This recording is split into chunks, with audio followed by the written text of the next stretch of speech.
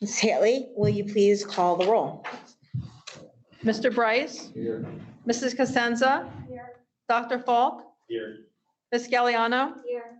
Dr. Levy? Here. Mr. Schmus? Here. Mrs. Wallace? Mrs. Van Auken? Here. Mrs. Watson?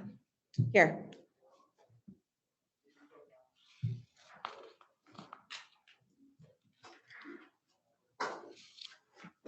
Anyone?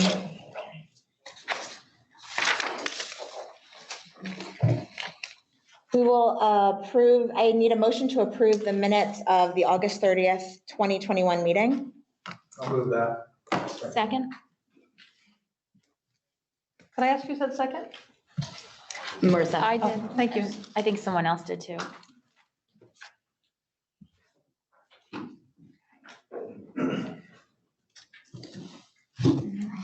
I'm going to take the vote now. It should appear on your screen so you could vote. I can't vote because I'm not in the right.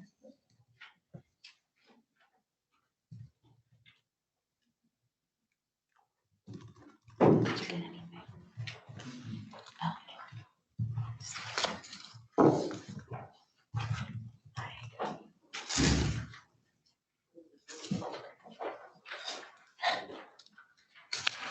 Mine keeps defaulting to Van Auken. So, Sorry about your luck. yeah, I vote to approve. All right, we have Mr. Bryce is yes, Mrs. Cosenza, yes, Dr. Falk abstain, Mrs. Galliano abstain, Dr. Levy, yes, Mr. Schmus, yes, Mrs. Van Auken, yes, and Mrs. Watson, yes. I went in and put yes for you, so it didn't work. Okay, All right, okay. okay, motion carried. Item 5, fire drills, safety drills on the shown attachments.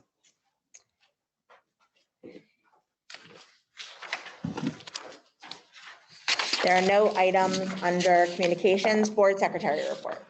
I have nothing for tonight, thank you. Superintendent report. Thank you, Madam President. Our all remote plan that was presented at our August Board of Education meeting was approved by the County Executive Superintendent. Just a couple of FYI information, some housekeeping. Our first family night is scheduled for October 20th, 2021. And that's kind of just a night that takes place the third Wednesday of every month. It's a night where there's no activities, there's no sports, there's no homework, there's no projects that are due. It's just one day out of the month the kids just get to go home and be kids. I would like to take a couple of minutes to recognize our staff for their commitment for the September reopening.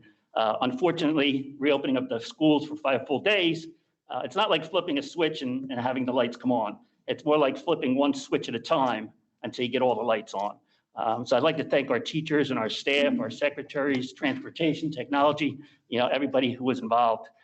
We do have some obstacles that we need to overcome. We have shortages of bus drivers, food service, substitutes, support staff. So we're working with some different agencies to try to work through those shortages. I'd like to give a special shout out to our school nurses. They kind of been working almost around the clock, contact tracing and calling parents and doing all the paperwork that's needed when we get a positive case. They have been doing an outstanding job. To Helen Haley and our transportation, we had some issues early on. We're working with our new transportation people to iron out those problems as quickly as we can. We're looking at each route, seeing how we can streamline it and make it faster so the kids are on the bus for less time. So we are continuing to look at those things. Last week, unfortunately, Camden County was elevated to the high activity level for COVID, which means that it is a 14-day quarantine for close contact with no opt-out for a negative test. As a district, we'll continue to use our mitigation strategies whenever possible, and we'll follow the Camden County Board of Health and their guidance. At this time, I would like to introduce our new Director of Child Study Team, Dr. Melody Algrea. She took over for Dr. Elaine Hill August 15th, so she has a little presentation for the board tonight. Good evening, everyone. Good evening. So it's coming up. So first, as the presentation is coming up, I just wanted to thank you all for the opportunity to come in front of you and speak about special services. I'm going to give a brief overview of special services, talk about where we are, talk about some goals and our next steps as a department. So So special services entails a lot of different components, a lot of moving pieces.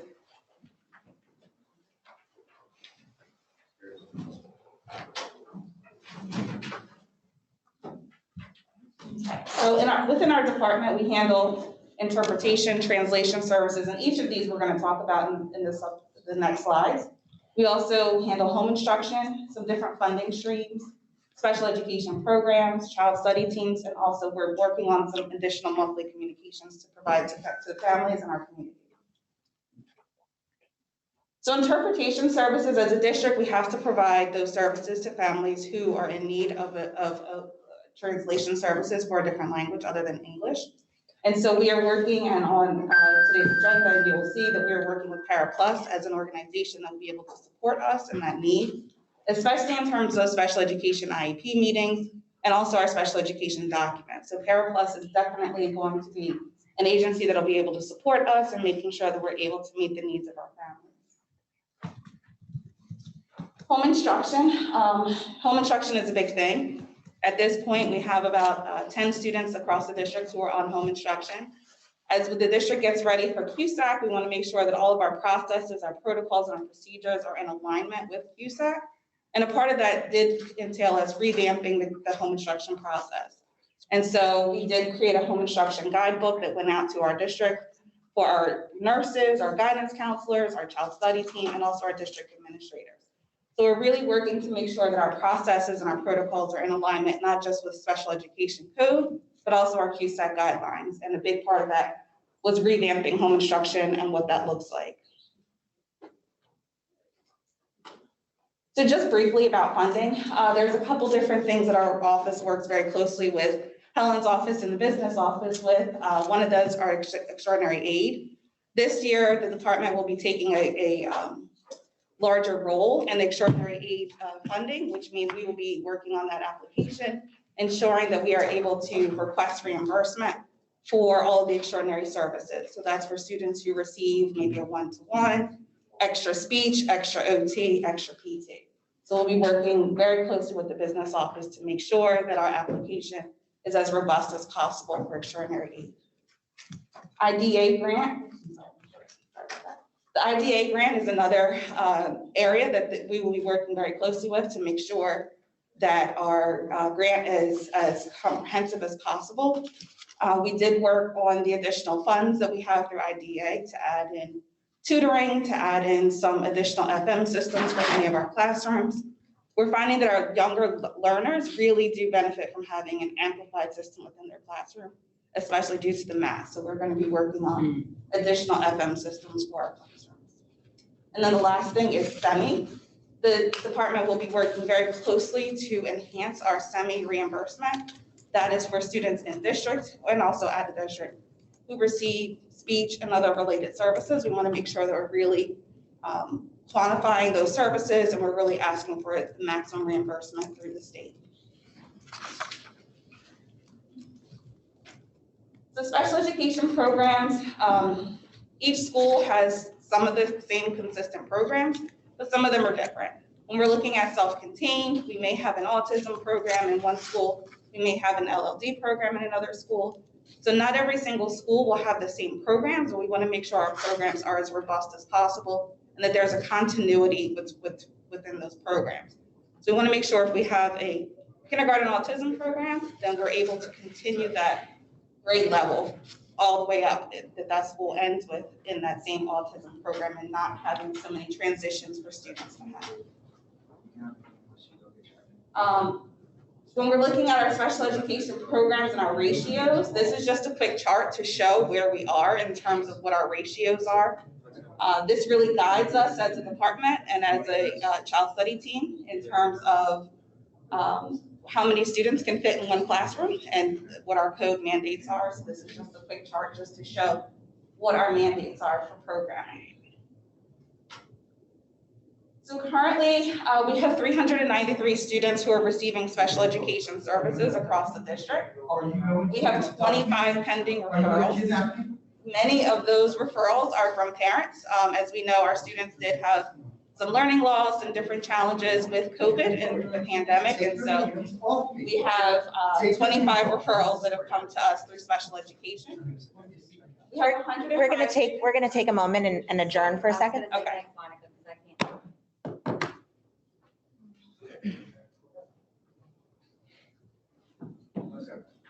Take your hands off me. Take your hands off me. You're abducting me. You're abducting me. Yes, you are.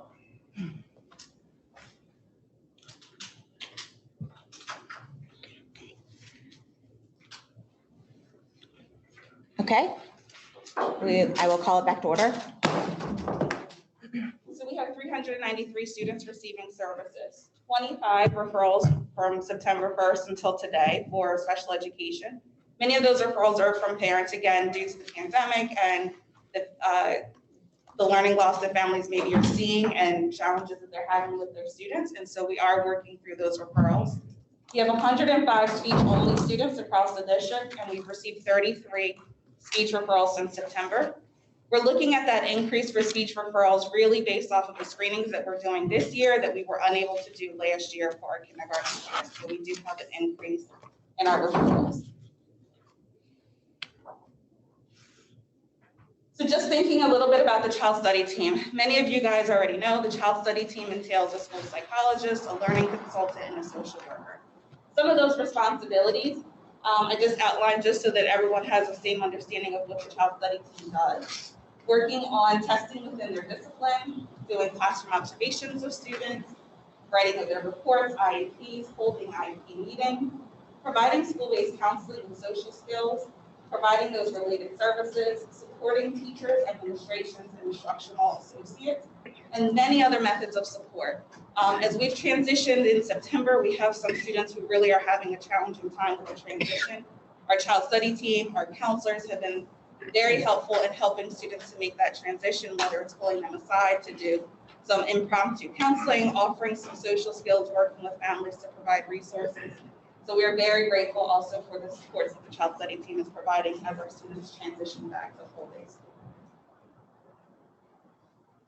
One thing we added in this year is monthly communication. So my department sends out a monthly special education newsletter that goes out to families, really just trying to bridge that gap between the special services department and families and making sure that families know who to contact when they need anything.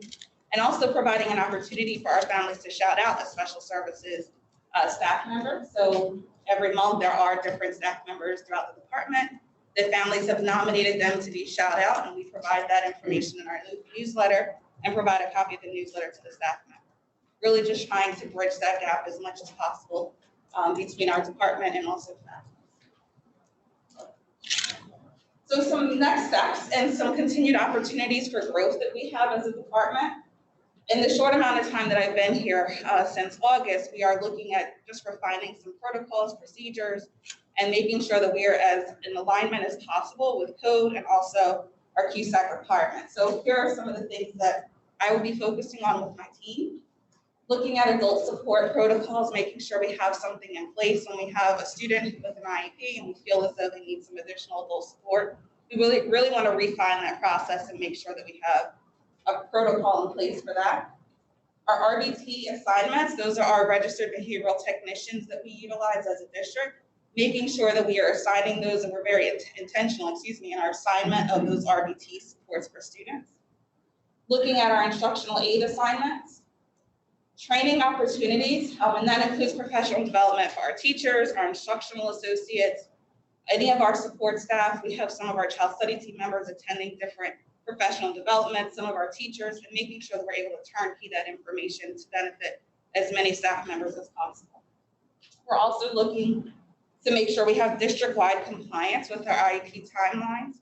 As a district, we have purchased Frontline as our system to utilize for IEP writing. So we have them coming in tomorrow actually to retrain some members of the child study team, just to make sure that we're as in alignment as possible. Making sure that our timeline information is correct and making sure our processes in terms of Frontline and our IEP writing are as streamlined as possible. A part of that training also goes along with our goal of increasing our communication with families.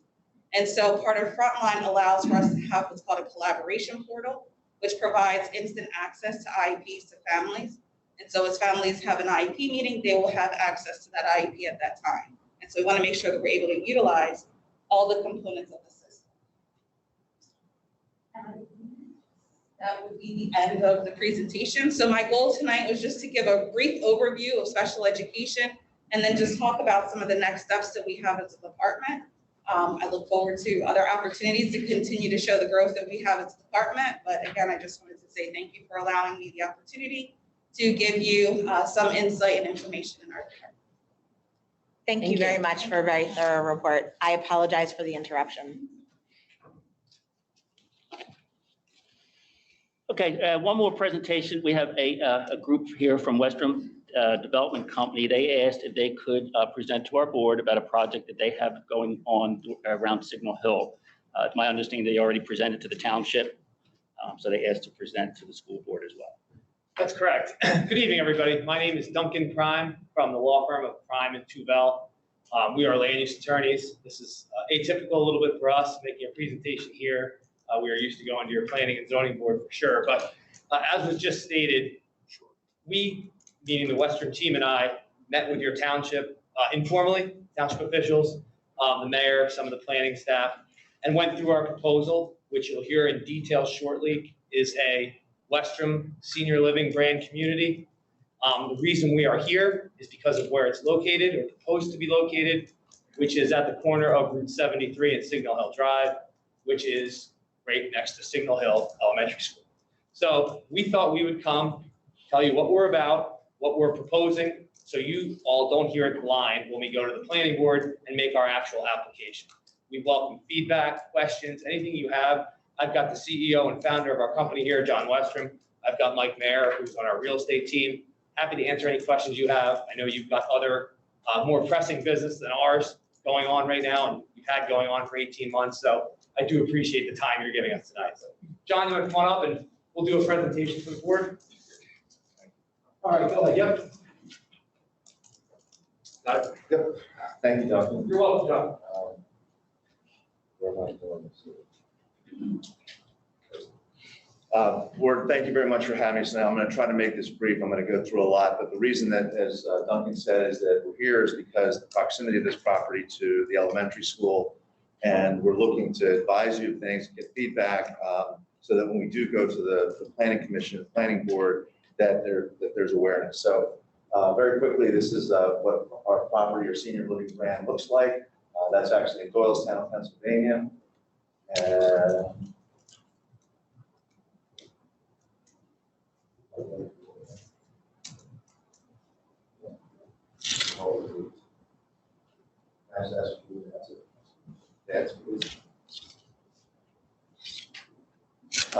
so the quick part is that we're going to introduce our company and tell you why that we chose this location, current site conditions, where it is, and introduce our brand. And again, I'm trying to be very brief about it because I believe you've all been presented with the plan or the presentation prior, so that if I skip through things, I just wanted to be able to know that it was there for your use if you want to look at it. Next, please.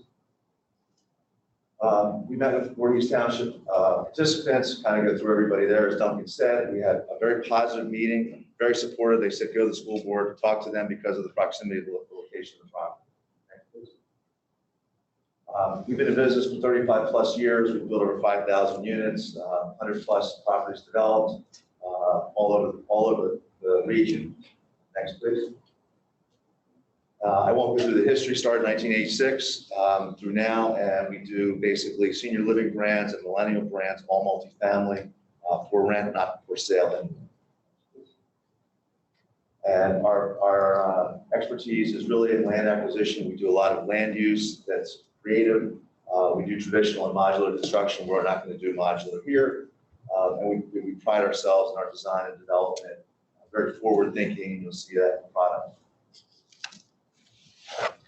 Just to tell you that there's 3 Johns that really run the company, all with about combined, we have over 100 years of experience between the 3 of us. Predominantly building in the Pennsylvania region, but we do have expanded in New Jersey and Delaware. Just telling you that there's about 7,000 units that we've rezoned over the years in all the different counties, but again, it's all in the packet. Just to show you some of this is not our first rodeo. We have built these communities in various areas of Pennsylvania, and again, we're going into Wilmington, Delaware, but we have a lot of experience in this, our Generation 2 brand of our senior living. Next, please.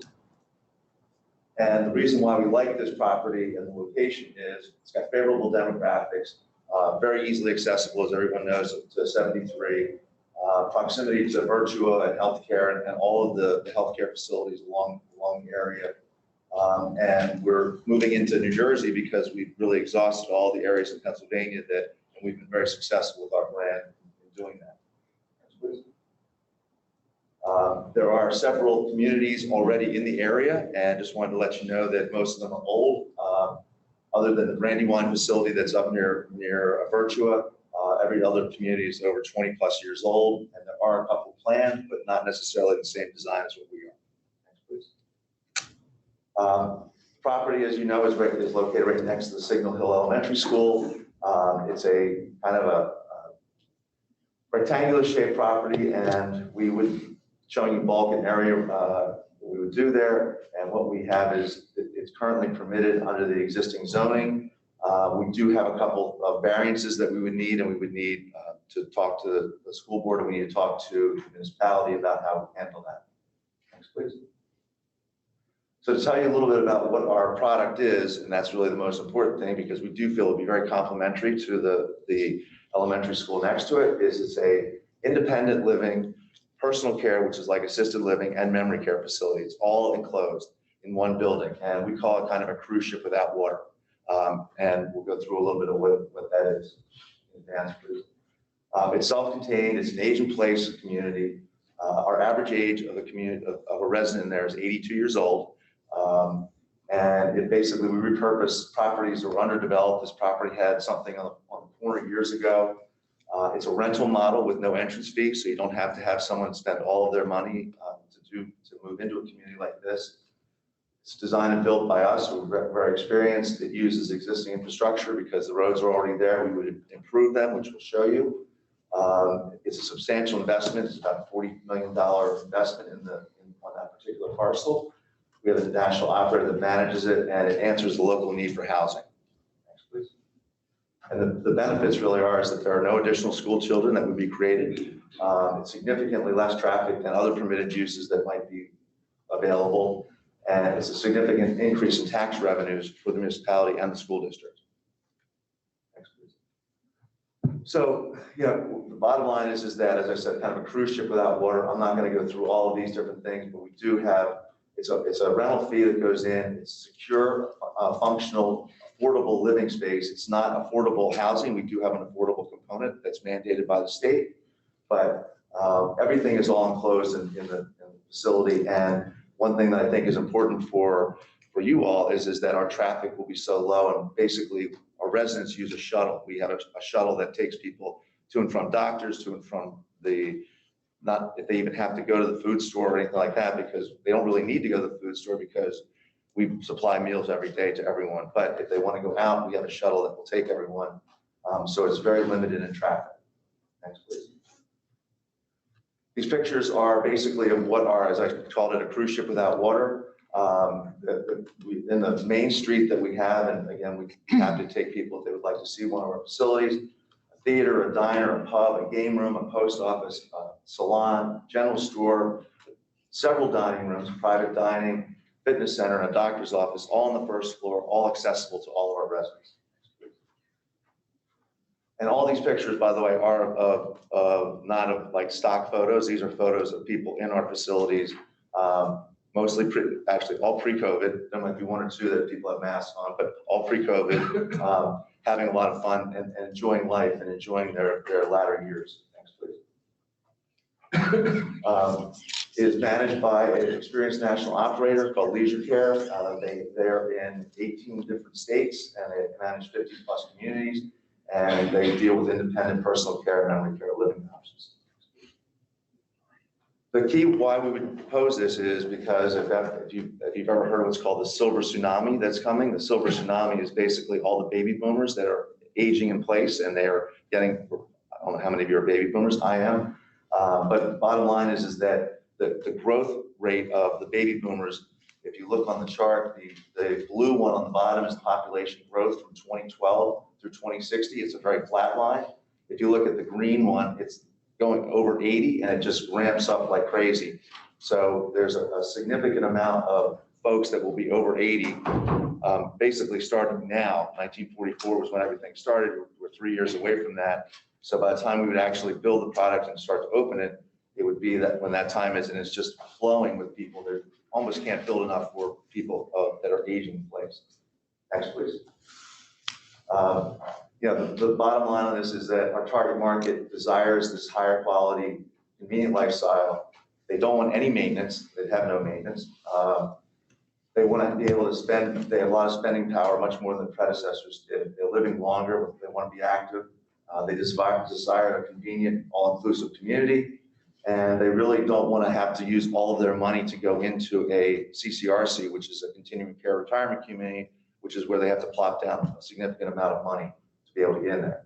And they don't want to use automobiles. They really don't want to drive. So the other part is that we really, and this is, I think, very important to the school board and the adjacent property is that we actually cater not only to our residents, but we really cater to the adult children and the grandkids. We want people to be able to want to go see grandma and grandpa. If any of you have ever gone to a senior facility that's older, I have with my grandparents, and I will tell you, it was, it scarred me for life, which is one of the reasons why we designed something like this, because these are very active, energetic. We actually want the younger children to be able to go visit grandma and grandpa. We think there could be some interaction between the elementary school and the seniors, from both seniors helping out in the elementary school, if that's permissible, I don't know, as well as the children learning to kind of help out with the seniors, if it was desired. Just throw it out there. Next, please. Bottom line is the area supports this. There is not a significant growth in population over the next 5 years, but however, what there is there's a significant growth in population, 65 plus older people.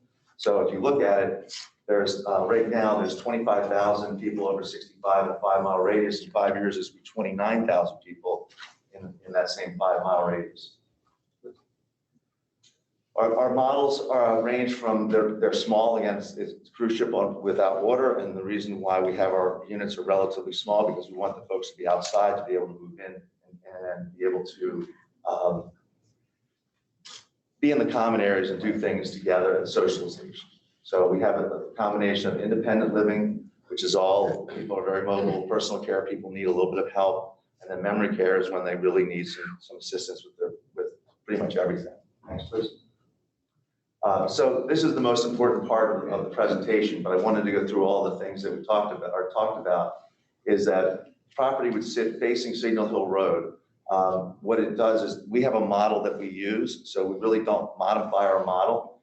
It's a little bit larger on the one side. We have, from the township's perspective, they're very, very adamant about the setback on 73, and our plan is to put, is to be able to bring sidewalk along Signal Hill Road out through 73 to connect to the other sidewalk along 73 north of our site. And what we would be is that we encroach a little bit on the side yard. We would be seeking a variance for that, as well as we'd like to talk to the school board. When the school board bought the property that where Signal Hill Elementary is that the front of Signal Hill, there's basically a strip of land. I don't know if you even know that you have that, but there's a strip of land there. And we would like to discuss at some point if there's acceptance of this to allow us to maintain at no cost to the school board, put sidewalk in and beautify that little area to make it something that was better for the use of pedestrian traffic. Next, please. This shows you where the main entrance to the property would be, right off the Signal Hill Road. And again, our traffic is very limited because I'll show you in a minute, but there's very little traffic that's going to come in and out of the site. And we also would want to respect the time of when traffic would go in and out of the site. Next, please. Main entrance is in the middle of the site where and right in front of that bottom part of the H is where we have our resident guests come in, and guests, relatives, people that want to visit our residents at times, or leasing, leasing the property. Next, please. The one other key that we know is that from the property across the street that recently got approval through, I guess it was almost court-ordered approval. There was a big concern about vehicular traffic during the mornings with supplies and deliveries, et cetera. We have all of our staff and our deliveries all accessing off of 73, so they would never be on Signal Hill Road. There would be no really deliveries, no big large trucks coming in, nothing like that coming in off of Signal Hill Road. Everything would be off of Route 73. Next, please. And then, as I talked about, there is the part down at the lower portion on Signal Hill Road that we would want to work with the school district to determine how we could make that beautification as well as pedestrian connection. Next, please. So bottom line is I'll just go through this very quickly again, is that from a standpoint of traffic, independent living folks, it would, on our basis, and we have all the data to support this, is about 54 cars are usually in this model at the site. Not everyone drives, but there would be 54 cars that people just kind of have. It's like 1 out of every 2. Personal care, people don't drive because they really can't, and memory care, they're not allowed to drive. So very limited in traffic. Employees, as I said, would all access off of the back, off of Route 73. Next, please. No school-age children, so there's no burden for the school district in this particular aspect. Next, please. And from a rateable standpoint, as a municipality and the school district and the county really get a 15 times increase with no additional services really needed. So right now that this property is paying property taxes to the school district of about $28,000 a year, that would be up to about $450,000 a year, again, with no services needed from the school district. Next, please.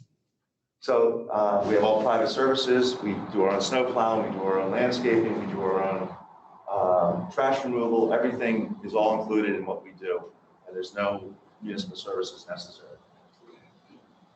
So the conclusion is that it's designed and built by very senior development teams such as us, managed by a national operator. Big investment in the local economy. We know what the answer is. We know that we answer the demographic needs of the upcoming Silver Tsunami. It provides significantly less traffic, no school-age children, strong economic impact, private services, and it does all the things that and it also is a known conclusion for the property. So the issue is that this property is zoned for has a lot of zoning uses permitted, and we feel that this is the highest and best use that has the least impact on the school district and the municipality. Next, please. So we just would love if there would be, we'd love that if Voorhees Township would approve this, but we wanted to make sure as neighbors that we came to you first, because you would be the school district would be the adjoining neighbor. So we'd love for you to jump on the bandwagon and go from there. So I'll answer any questions or talk to Maggie, and thank you very much. So I have a question. I have a couple of questions. You talk about the site being secure. Could you describe a little bit more in detail how it's secure, so that the individuals, I know that you have some independent care individuals who can leave the site, but the personal care and memory care individuals, how are they secured in the facility so that they do? My greatest concern is having some of these seniors who don't know what they're doing, for whatever reason, coming across and harming our children or scaring our children or doing anything that could, in fact, impact our kids. So let's talk from the highest level of care down. Memory care is a complete lockdown facility. It is basically a secure facility, and there is pretty much a 3-to-1 ratio of staff to resident on those particular people. And the doors are all locked. They're taken out. The residents are taken outside every day in nice weather. But they're always accompanied, and they're secure fences that you can't get out of those particular areas. So that would be really the concern, and we've had that question asked a lot of us. We've never had any incident of anybody ever getting out that particular way. from a personal care standpoint, those folks are very, it's not really the mental part is not the problem. It's more the physical part of their life. So they need help with putting on shoes. They need help with bathing. They need help with, eating in some respects. So I don't think that we've never had any issues with anybody kind of wandering off doing anything in that perspective either. And then the independent living folks, they're just, elderly folks that don't want to drive, don't want to take care of the lawn. They don't want to deal with anything. They want to have fun and enjoy the remaining part of their life. From a standpoint of others getting in and out of our facility, also, everything is all fobbed. There's security cameras everywhere. We know what's going on, everywhere, meaning in common areas, but all access doors are fobbed and locked. We know, if there is ever any type of an issue, we know who's come in, who's not coming in. And we would have, some type of shrubbery fence adjacent to between the two property lines. So the other issue is obviously the traffic. I don't know if you guys have actually been on Signal Hill, and especially during busy time. I mean, it's already horrific. So that's my second concern, is that this is, even though you're saying it's minimal, it's going to be shuttles, it's still people, and it's still another place where people will have to pull in and pull out. Have you thought through, having non-access time so that when the buses are coming through and there's high trafficked areas, I don't even know if that's possible, but I'm concerned about that because it's already really bad. So from a standpoint of the good part about seniors is that they kind of drive when they want to drive. None of these people are working. So if they are actually driving themselves, which is very minimal, as I said, there's 54 cars, I would bet you that, they start out with about 50 cars and it slowly winds down to about half that, because people don't even want their cars because they don't even want them sitting outside. From a standpoint of where we would feel that there would be traffic would be on our shifts as well as the deliveries. And for that purposes is why we put it on 73, so it would not have any impact along Signal Hill. So I think that the traffic of any use that could be out there other than vacant land, this is probably the least traffic impact. That's right. We're going to prepare a traffic impact study, which will be available for your inspection. And in it, it will say, I'm not a traffic engineer, but I can promise you that this use proposed is the highest and best for you, for the school, because it's the lowest impact. This property is obviously for sale. If we went away, someone's going to probably develop it. And as far as proposed uses go for the school, traffic, this is definitely your best. And I can promise you the traffic report will include that. Fair point. Any other board members? Yes. I'd like to echo Ms. Watson's first question, because I think cognitive dysfunction, especially as we grow older, it's a spectrum, right? So it's not that you're either, have terrible dementia and you're in a memory care center where it's completely locked down. A lot of times this is something that happens subtly over time. So it's possible that people who, bought into the independent living, start to have some cognitive decline and could, wander over to school. And I think most people, when they're in the early stages of cognitive decline, probably pose very little danger to our school children. It's the board's responsibility to make sure that our school is the safest environment possible for kids.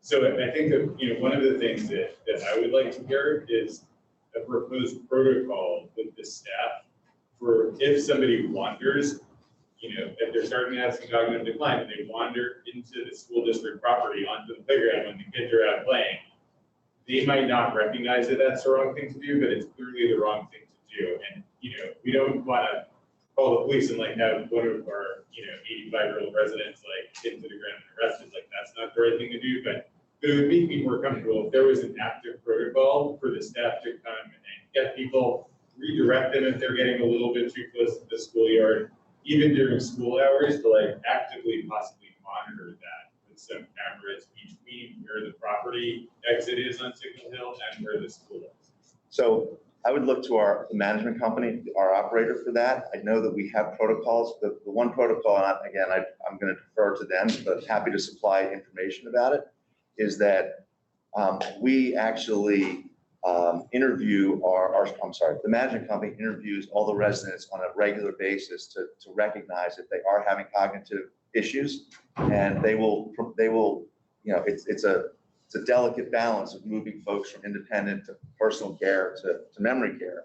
But but they do have protocols in place that we don't want that situation occur, any type of situation like that. No, I don't think anybody wants that Right. situation occurring. You know, I'm sure that, you know, your company doesn't want that situation occurring. But I just want to be assured that there are ways that we can actively deal with that instead of 2 years from now saying. We would welcome the opportunity to engage with anyone, you know, whoever you thought was appropriate to figure out where cameras can be, how we can do things in that respect, whatever you think is appropriate to minimize, I mean, to attempt to eliminate any type of action such as you're speaking about. John, we haven't finalized our site plan, correct? So we could take a second look at maybe that fence you were talking about and maybe some landscaping. Sure. We could increase that a little bit if we have some room to do it, to put a further buffer in between our two uses. That's something we can certainly look at, correct? Of course, and the other thing is that access is really going to be limited to in and out the front door for our residents. So that, I mean, and there is we have a concierge or a reception person that is there 24/7, basically to monitor that people aren't I mean, there's, like I said, there's cameras everywhere, and could there be an incident? There could be, but it's highly improbable, and it has not happened in the past in any of our situations. Yes. Actually, a two-part question, but you kind of answered it. It's hard to tell when I reviewed the model last night exactly where the building is. I can, of course, tell that it's backing up to the parking lot of the school. I wanted to know, it matters to me visually what these kids are looking at every day when they go to school. I don't want them to be looking at 5 trash cans now that aren't there, or I was wondering, is it the rear setback? Is it 75 feet if the variance is approved? No, it's less than that. It's really, so for us, that's really a side yard, but however, it's established. We would look at that as a side yard versus a rear yard because the way the building is placed, but because off of 73, they count that as a front yard. So the proximity to your property is viewed as a rear yard, even though it's a side yard to us. Does that make Right, sense? and that's what. So you'd be looking at windows, you're looking at You're looking windows. at the side of your. Yes. Yes. Right, correct? Yes. And then you are planning on possibly now that you're saying putting a fence or putting shrubs or Absolutely. Yes. anything as far as, Buffering, yes. that has to do with your maintenance, your trash cans, anything that will not be visible. All to kids concealed. On their playground, correct? Absolutely, all concealed. Okay. It's all behind, it's all in what's the rear of our property, but it's the furthest away from the school. It's more on the 73 side, if you understand. And second, if approved, what is your timeline? I'm concerned about, I know that someone else can buy the property. I just want to know for myself, timeline, what that construction and noise is going to mean to our kids while they're in school, because they've just gotten back into school. We hope So COVID's long gone. I'm sorry, what's? We would hope COVID is long gone by then, but it's going to take us a year plus before it would be approved. And then our building process is about a 15-month timeframe that there's activity, but the activity is that they would see mostly is in the first 6 months, because we do have to do some earthwork and things like that, and we have to secure it with fence. We would secure with fences. We would secure it with everything necessary to make sure that there was no, activity between our property and the school. We want to be very respectful to our neighbors. To say the earliest construction would be sometime in the next school year, probably at that. I would think you're talking at the end of 2022 at the earliest, and probably 2023 is when the commencement. To Ms. Cosenza's point, is there any way that we could ensure that the heavy duty building time that would be incredibly disruptive is during the summer months? Is there a way for us to I know that that's a very difficult ask, but again, the least bit of disruption for the kids would be children are disrupted by everything. So to hear, they love to see the machines and Yeah, that's fun for All them. kids Yeah. love to see machines. Exactly. Actually, adults do too, right? Right. But I can't guarantee that. I mean, it's hard to say.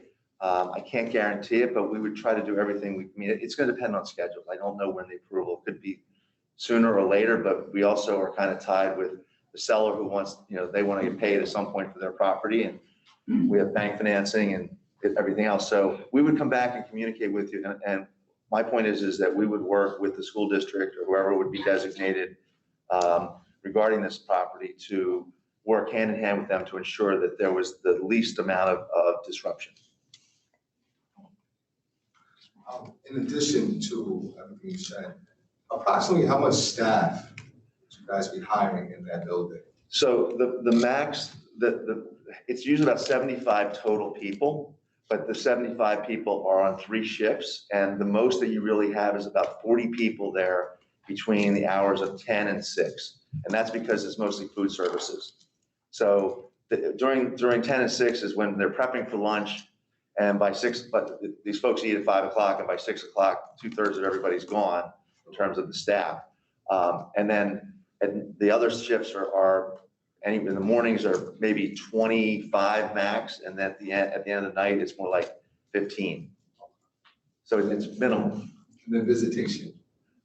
Visitation, depending upon the level of care, from the most restrictive in memory care is up to, we actually will permit direct family members to stay there if their loved ones are in need. But we don't allow people to come in and out after I think it's 6 o'clock for memory care. But if someone is there as a guest, a family member, and they're like a husband or a wife of someone who's got dementia, they are sometimes permitted actually to stay over if the resident needs them. That makes sense. From the personal care, it's limited to, I think, 8 o'clock, and from independent living, it's maybe 10 o'clock, but people, they go to bed early. I mean, I gotta tell you, visitation is usually it's dinner time, it's meals. Yeah, but it's like a cruise ship though, so you know. Oh, we have all that. They're not going to bed early. When is it? Well, yeah, but that's more like from like 10 to 6, and there's 2 big activities, which is lunch and dinner. Okay, oh, I'm sorry, and there's cocktail hour. So that's usually What is considered senior? Is 40 and above? So we take people to these particular sites, and they're 45 or 50. They say, well, we want to move in. Right. Where do we sign up? Okay, because everything's done for you. But no, it's by law it's 55, but average age is 82. So you're not finding people who are really active. There's a lot of walkers. There's a lot of wheelchairs. But it's a really beautiful facility. It's bright, airy. It's like you said, like cruise ship. They're fabulous facilities. Any other board questions? Thank you. The board thought it was very, very important that you guys, that the public heard this presentation. And we also want to open it up now for you all to ask any questions that you may have.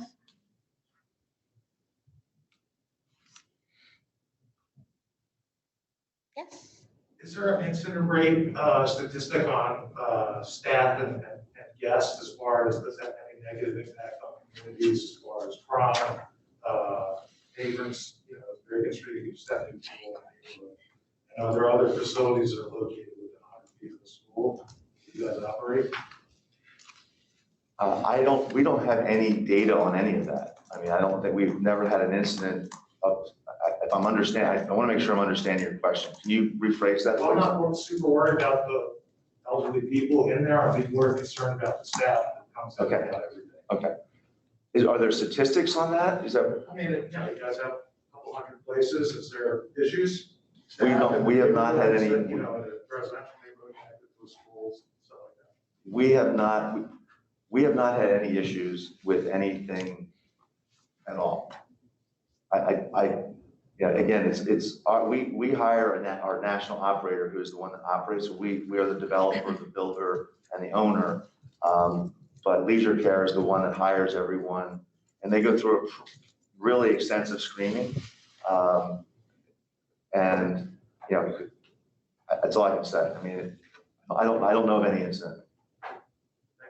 And that's actually, I really like that point. And I think that it's really important that, you know, like, I'm sure that they're screened in background check because they're dealing with a vulnerable population. But could there be, and I know that this is probably additional, because they are so close to the school, for the staff members, background checks related to child abuse? I don't see why that should be an issue. I mean, that's something that we would want to make sure. The last thing we want to have is any issue from our community. So, and we can certainly discuss that with our operator. I don't see why it would be an issue, but I can't commit to, I don't know what their exact background check.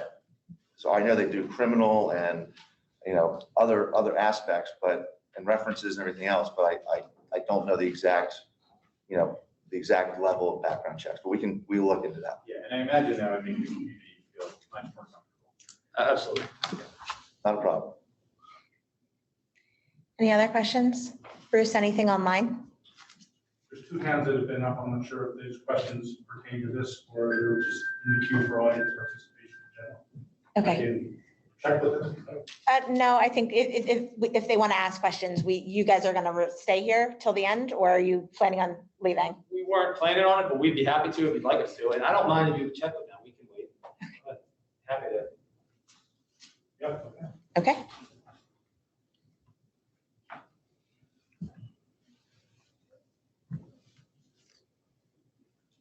Kelly Boyd Johnson. Not sure.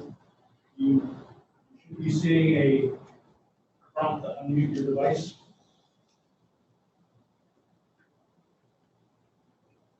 Okay, move on.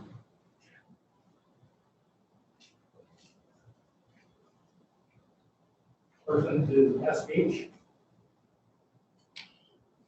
If you can unmute your device and speak.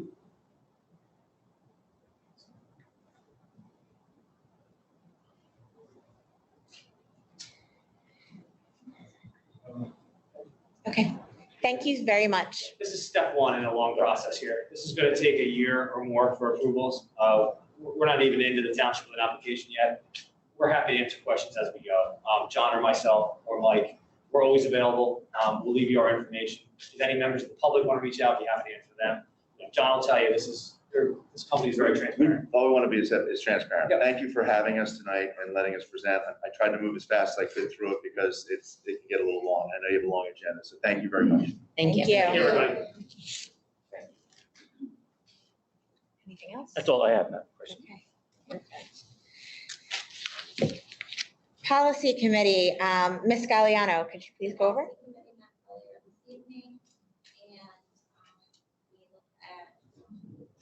Policies that are needing some mandate due to preserve the applicants to revise some former statutes on existing policies. Thank you. Audience participation. Anyone wishing to address the board, please approach the podium and write your name and address on the login sheet. My God. If you are attending via Zoom, please use the raise your hand feature to be acknowledged. While the board is limited in its ability to respond to the public on matters involving personnel, litigation, negotiations, and attorney-client privilege, the board will now hear comments from the public relating to items on the agenda for this board meeting. Comments are limited to 3 minutes. The board will not take action this evening. You will be notified at some later time by letter, electronic mail, telephone, or in the context of a later board meeting of any action the board does take.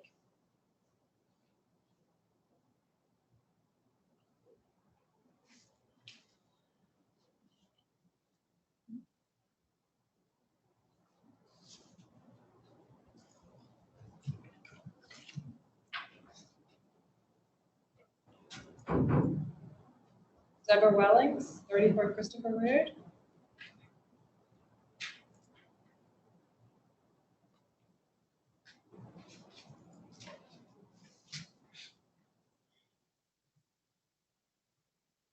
I'm sorry, Ms. Wellings, can I just ask that you put your mask on to cover your nose? Thank you.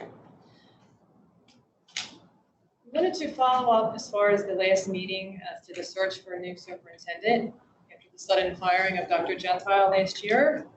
In the last meeting, you advised you would be utilizing a recruiting firm for a new superintendent. Please reveal that information.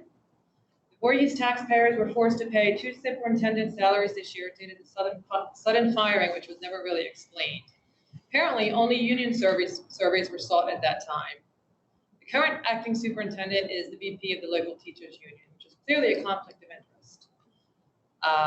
We also would like to know how much money the township receives for following the protocols of COVID, including the masking. I know that information is available. I could do an open request or ask you directly. We would like transparency as to the ending of the masking, since there apparently is no guidance. CDC removed that. So, is this going to end ever with the masks, or what is going to be happening there? We want to make sure that the school's not going to be closing again. There is no remote learning. That was mandated by the governor. Last year, you, Monica, and Rachel were the only ones that voted no to in-person learning at the board meeting. And that's a little bit concerning because it's all the other members of the board voted for in-person learning, but you both voted no. So that doesn't seem to be in the best interest of the kids. I'm just pointing that out.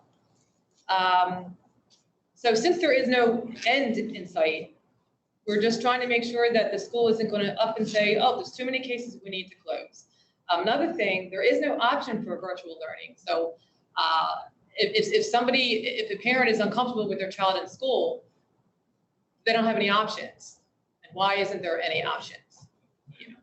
The district can appeal to the governor for the masking, or they can write letters if they don't agree with any of the guidance. There are avenues to take. Another note, last year, there were 74 districts that did approve in-person classes. Why not Voorhees? A lot of the kids regressed. My son, who has special needs, definitely regressed in skills. Academically, socially, it impacted the kids. It wasn't right. Voorhees taxpayers, I pay $6,800 a year in taxes. The school gets funding, a lot of funding for the COVID. So 3 minutes has run. I'm Okay. sorry. Okay.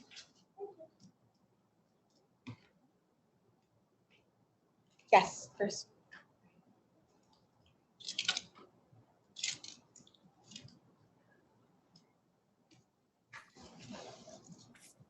Good evening. This is Tony Clock. My address is 2519 High Street, Norris, New Jersey. I have a couple things I'd like to just say to the board tonight. First of all, I would like to reiterate or add on to what Mr. Redfern had said earlier. I would like to congratulate the board and the administration and our staff on a successful reopening of the schools. The board's decisive and bold leadership has ensured that we were ready to go to have our students in full-time and in person. Of course, the staff and the administration all stepped up to permit our students and families to have a level of confidence and comfort that safety is our first priority at school. I know I speak for all of our members when I say how wonderful it is to be back with the children of Voorhees once again. And that is a testament to all of you. Thank you very much.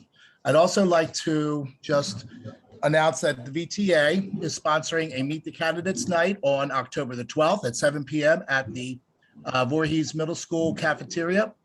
This will be a very informal opportunity for a meet and greet. Candidates will have the opportunity to briefly address the assembled guests. Then they will circulate around and get to know and meet their potential constituents. We're hoping for a pleasant evening and a chance for folks to put a face to the name on the ballot. We will also ask that people adhere to masking guidelines. Thank you very much. And again, have a great rest of your evening. Thank you, Mr. Clock.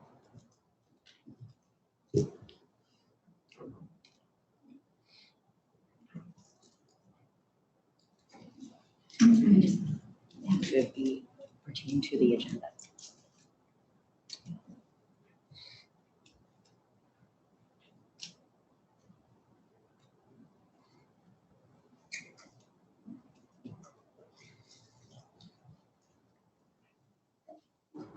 I just want to remind everyone that comments during this particular portion of the meeting have to pertain to items that are on the agenda. Okay. Then I would appreciate it if you would guide me along if I say something that is not agenda qualified or agenda adjacent. In case I'm not educated on what it is coming up. I wanted to bring up, last week I had asked some questions about the curriculum. In particular, how the impact of LGBTQ information was relayed out to the school. I did get a call back and I had a very nice conversation for about an hour with Assistant Superintendent there. And at that time, I was assured it's not part of our curriculum in any manner. Now I have a concern because within a week later, my daughter in particular had question 1 from her math teacher, but I guess it has to do with math. Getting to know you. Question 1 is, what pronoun do you prefer to go by? Now, I was assured that's not part of our curriculum here, and yet it happened. So I went to print those questions out from the math teacher, except that question doesn't come out on the printout. It was asked, I have screenshots of it. However, it doesn't print out when you go to, look up and reassure or look into the fact that I'm being told this from my 12-year-old. I can't find it, but it happened. And I have other people that can confirm that also. So what I'd like to do is find out exactly why in more detail, maybe another conversation with Ms. Young would be beneficial. And I want a little more clarity into the policy 5756 and how it adheres to our students and how formally it is adhered to or not adhered to, because it kind of appears to be. And if it's not the school district as a whole or the entire staff, maybe some teachers are taking it a little more seriously than they should be, or as others. And anyone that's not familiar, I suggest you go onto Voorhees Township School District site, look up policies and procedures, simply search policy 5756, and please read it and educate yourself on a potential coming of what could happen. Thank you. Thank you.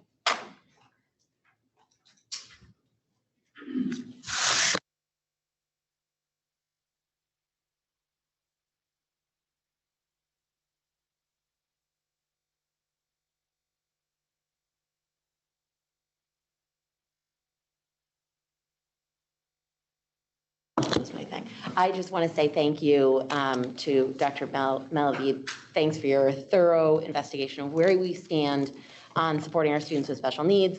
A really great, thorough report, and we are so happy to have you in our district. Thank you. Other comments?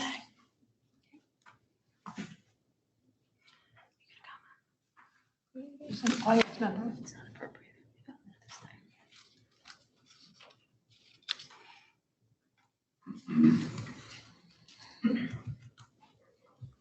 She tried to get up.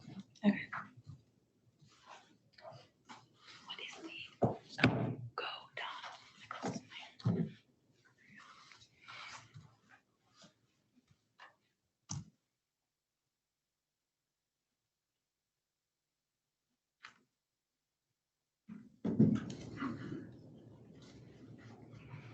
Good evening, my name is Terry Dell, 32 Christopher Road. Thank you, everyone, for giving me this opportunity to talk. Just wanted to ask about the upcoming, in terms of the vaccination protocols that may be coming up to affect our teachers, as well as possible our children. That's going to be mandated at any point. We know now that we have access to vaccinations. I'd like to know what the policies are going to be to start getting back to a sense of normalcy here. But we all know CDC has eliminated the guidance as to start that return to normalcy, and the governor has not been forthcoming with that information. I know that that's something that the school can push for. Also, I wanted to know about we're on here on page 5-18 under 13.3, policies abolished. Says motion to abolish P8810 religious holidays covered in policy 2270. I would appreciate some clarification on that. Is that something that's just going to be on our calendars that you're taking, that's going to be removed? That's not very clear. So I was hoping I'd get some clarification on that. So that was just basically what I wanted to ask about. Thank you. Okay, I'm going to move into policy. Can I get a motion to approve all items under policy? So moved. Second. Are there any comments from the board? I think we can move forward. Okay. Opening the online voting.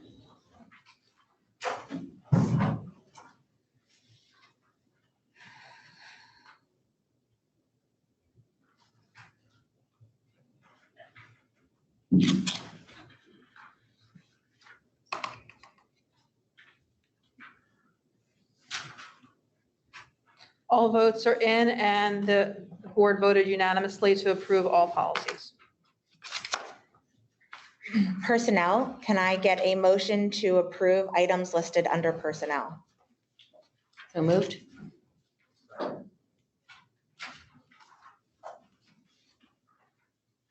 Any comments from the board?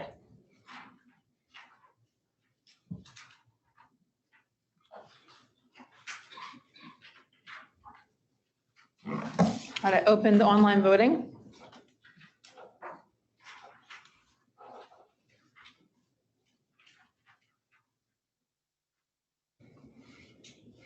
The board has unanimously approved all personnel items.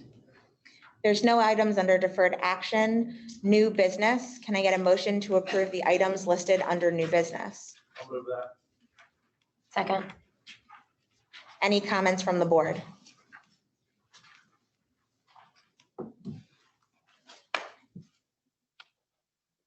I'm opening online voting.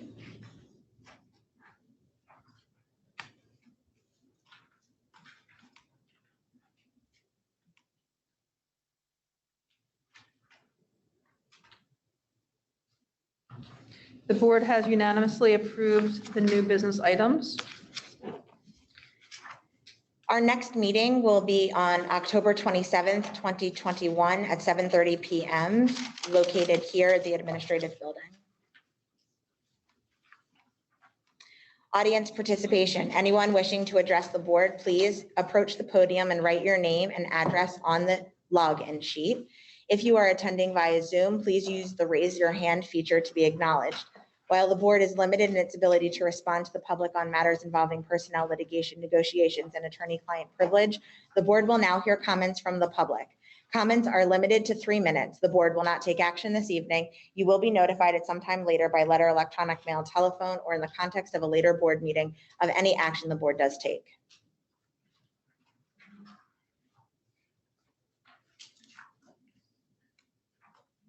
I just wanted to, I know that you just approved the policies, but they weren't discussed. I wanted to ask about the abolishment of religious holidays. Was that one of them that was voted on tonight?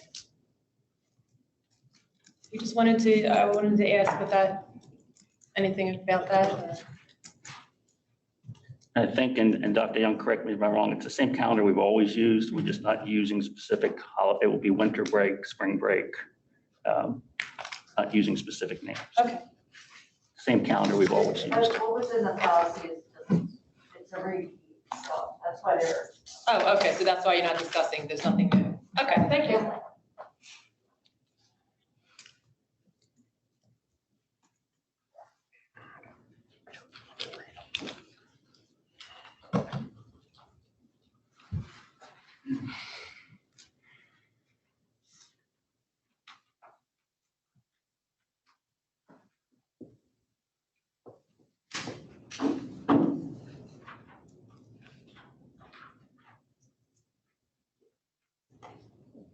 Joseph Petithamage. First, I did want to thank the officers for being here, put some of our minds at ease. As a parent, I wanted to thank the board. I have a new sixth grader at middle school. Felt very comfortable, very welcomed. Feels that the protocols are good. She had some anxiety. I also had 2 special needs children, one in college and one in middle school. But it was nice to see her on the bus, everything going well, in the school, everything working well. Principal, but it's been felt very comfortable. So I appreciate it. And as a teacher, I appreciate the parents and all the board and teachers, staff, because finally getting to see the kids has been great. And the parents have been real supportive, being here, some issues with busing and stuff, but it's been nice to see the kids. So we appreciate the parents' help too. It's definitely a tough year last year, but thank you. Thank you. Thank you.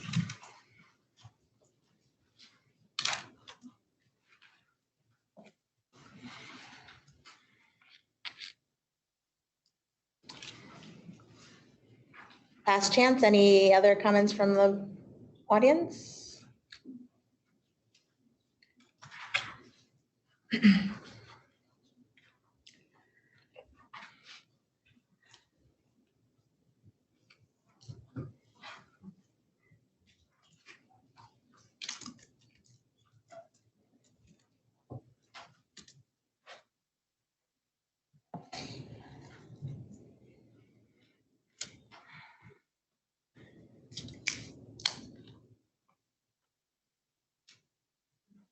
Good evening, everyone. I just want to say I'm so thrilled that my kids are back in school. My sixth grader was so nervous going to the middle school, and she's been sick for the past few days. And as a parent, I've been nervous about that. And I reached out to her teachers, and they were so supportive, so communicative, so generous, so compassionate, so willing to work with her. So I'm so appreciative of all the teachers in this community. I just want to say thank you. Can you state your name for the record, please? Yes, Julie Ketover. Thank you. Thank you.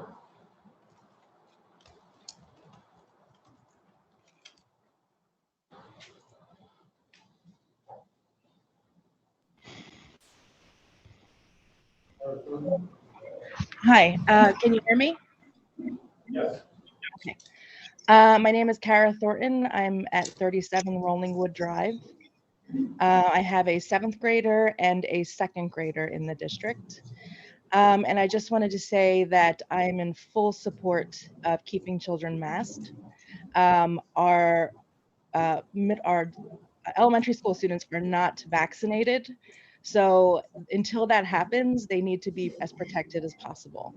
And I know there's some loud voices out there, including people who are talking right now who are not wearing their mask correctly, who are wearing their mask under their nose.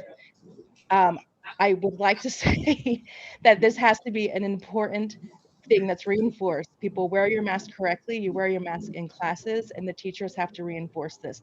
And the board should be reinforcing this to the public that's speaking right now. There's a Delta variant going on.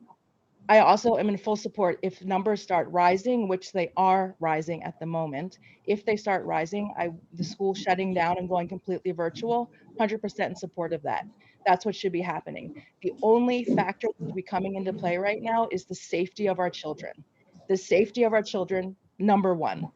It's not political, it's nothing else. And right now, my unvaccinated 2nd grader is not safe. He has a mask on protecting him. I mean, and that's it right now.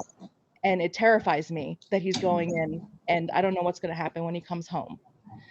So as things have been going, keeping children masked, I'm thrilled with this and I hope that it continues and you do not bow to the pressure of these outside voices that are coming in with complete non-science based information and conspiracy theories.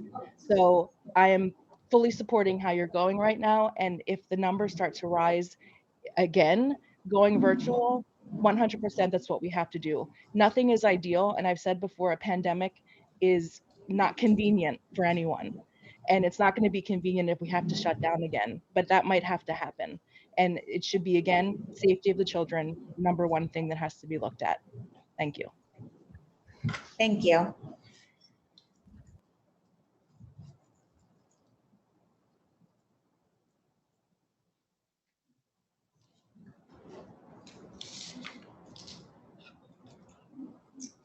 Two things. First one's very important. I forgot to state who I was the first go around here. Stephen Cassidy. I apologize for that. I was the second speaker. And just a rebuttal to this, that last call, not as a taking sides one way or the other. At the point where you're up speaking at a podium, everyone in the world, including world leaders, share a podium and they drop their mask at that point during every speaking engagement they're at, and they share the microphone with whoever comes up right after them. So at the point someone's up here, mask thing's a non-issue, so that kind of was a moot point, shouldn't even have been brought up. Thanks.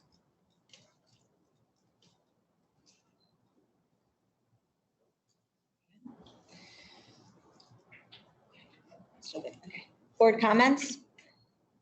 I have one. I would like to really thank the Voorhees School District, the teachers and the administration for something very specific tonight. Until this year, I had both of my kids within this district, and this is my first experience with having one child now at Eastern High School. And the amount of inclusivity at VMS, at Signal Hill, where both of my children went, has been, I didn't even realize how inclusive the LGBTQ accepting and affirming teachers and how important that has been for my oldest child until they left the district and are now at Eastern. So I want to thank all the teachers for respecting a child's choice, a child's preference, and for creating an environment where children can be themselves and can act in a way that makes them feel happy. And I didn't really realize the amount of effort and time spent on making all children feel that way until my first child left the district and was in another school, which hopefully will demonstrate the same amount of inclusivity for them. But yet I haven't seen that. And so I appreciate what everyone has done in this district to make every child feel included, no matter what their preferences are. And no matter what they need in the classroom. So I thank all of you for the supporting decisions you've made to make the teachers, to give the direction to the teachers so that they can enact that compassion in the classroom.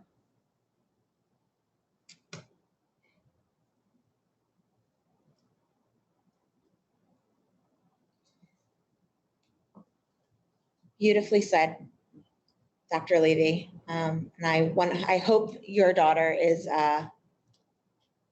supported just as well at the high school.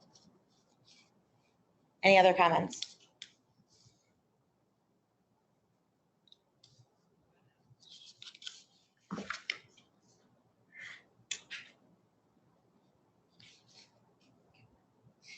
Finance.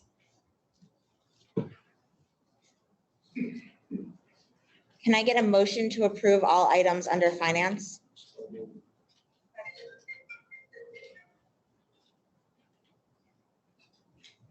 Any comments from the board? Open online voting.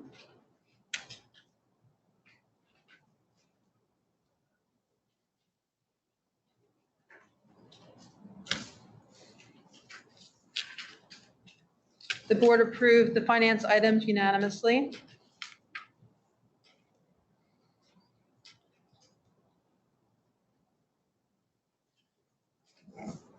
The board will now be moving into executive session. Pursuant to Section 8 of the Open Public Meetings Act, the public shall be excluded from that portion of the meeting involving discussion of personnel. That discussion of such matter in executive session can be disclosed to the public at such time as the board takes formal action. The board may be in executive session for more than 30 minutes, and action may be taken upon return to public session. Can I get a motion to adjourn to executive session? Second.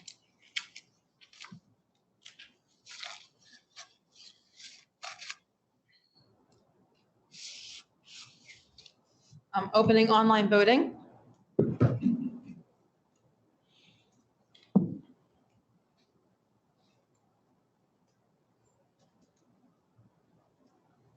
Unanimous to go into executive session.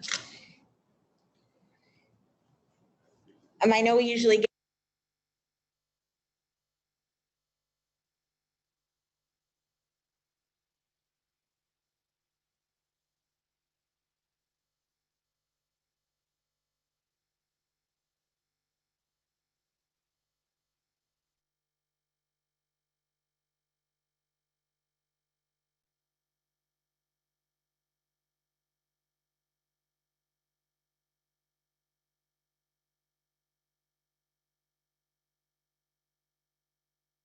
we're going to go back into open session now. You need a first, second. Okay, a motion? A motion to come back into session? Can I get that? Thanks.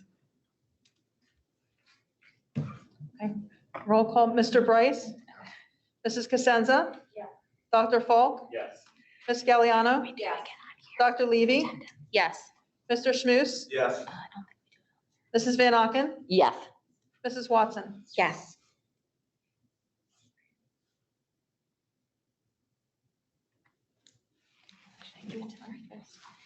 There were a couple of questions that were addressed to the board earlier, and we've asked our attorney to address some of them. Thank you. Just to clarify, Mr. Redfern is under contract and remains under contract as the Director of CER. He is also serving as the acting superintendent, for which he receives a small stipend in addition to his existing salary. He is essentially doing two jobs at this time.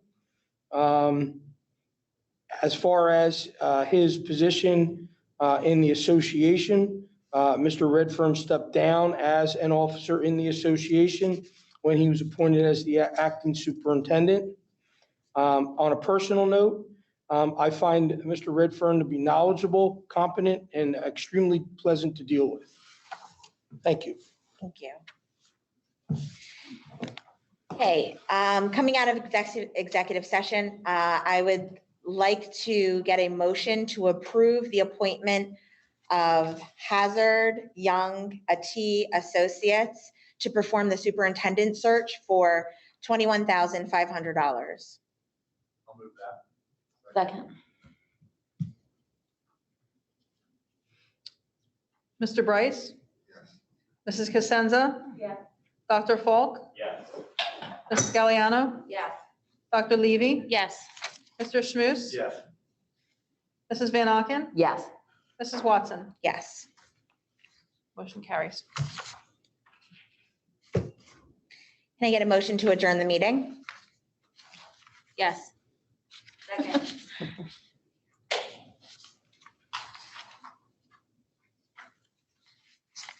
Mr. Bryce? Yes. Mrs. Cosenza? Yes. Dr. Falk? Yes. Ms. Galliano? Yes. Dr. Levy? Yes. Mr. Schmus? Yes. Mrs. Van Auken? Yes. Mrs. Watson? Yes. Motion adjourned. Meeting is adjourned.